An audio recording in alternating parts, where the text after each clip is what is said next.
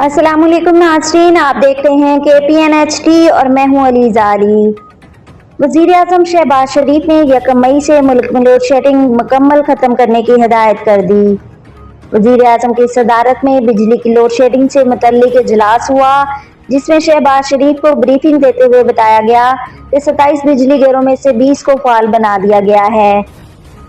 20 बिजली घरों के चलने से पैदावार में इजाफा हुआ है। गुज़िश्ता हुकूमत ने 4 साल में बिजली घरों के लिए ईंधन नहीं खरीदा था। मौजूदा हुकूमत ने सिर्फ 2 हफ्ते में ईंधन का इंतजाम किया। बिजली की मजमूई पैदावार 18,500 मेगावाट है। शहबाज शरीफ ने 30 अप्रैल तक बिजली पैदावार में हायल मसाइल का सद्देबाब करने की हिदायत कर दी। उन्होंने कहा कि अवाम को लोड शेडिंग से मुश्किलात में मुब्तला नहीं कर सकते। ईंधन के मरबूत निज़ाम की तश्कील आइंदा माह की पेशगी मनसूबाबंदी करेंगे।